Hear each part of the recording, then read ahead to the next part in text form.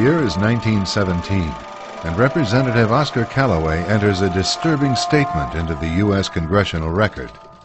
The statement reveals why J.P. Morgan interests hired 12 high-ranking news managers. The 12 were asked to determine the most influential newspapers in America. They were to figure out how many news organizations it would take to control generally the policy of the daily press of the United States.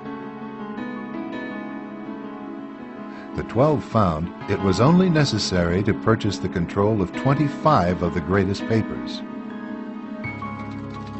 An agreement was reached. The policy of the papers was bought, and an editor was placed at each paper to ensure that all published information was in keeping with the new policy.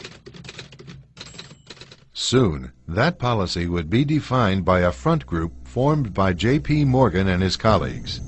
In fact, Morgan's personal attorney was founding president of the organization, the Council on Foreign Relations.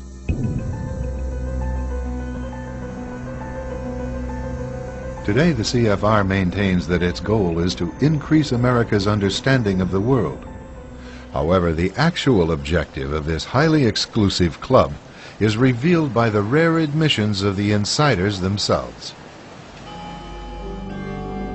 In the early 60s, a Georgetown University professor collects information for a book favorable to the network of powerful men who founded the CFR.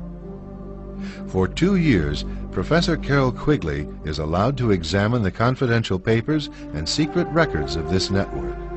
Quigley reveals that these men aim to create a world system of financial control in private hands, able to dominate the political system of each country and the economy of the world as a whole.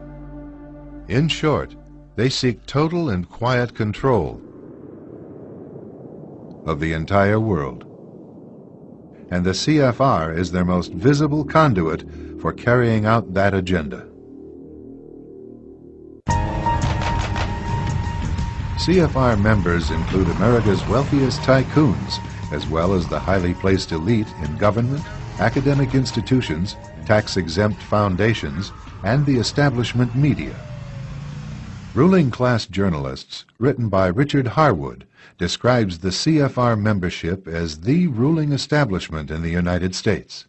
The Washington Post article boasted that news reporters who are CFR members do not merely analyze and interpret foreign policy for the United States, they help make it. Who are these policymakers? Many of their faces are familiar. NBC's Tom Brokaw, CBS's Dan Rather, ABC's Barbara Walters, Jim Lehrer of PBS, William F. Buckley of National Review, media mogul Rupert Murdoch, owner of the giant multifaceted News Corporation.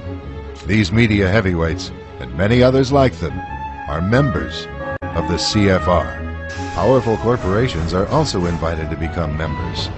At the close of the 20th century, CFR influence presided over far-reaching consolidations of media control. In 1995, CFR members Michael Eisner of Disney and ABC's Thomas Murphy merged their media empires. Soon after the merger, the Disney-ABC empire becomes a CFR corporate member. In the year 2000, the world's largest internet service provider, America Online, joins forces with Time Warner, one of the world's largest news organizations. The CEOs favoring the move are CNN's Thomas Johnson and Time Warner's Gerald Levin, both CFR members. Once again, another media giant is created under the shadow of CFR influence. Today, an elite handful of individuals define the agendas that are supported by the empire of establishment news.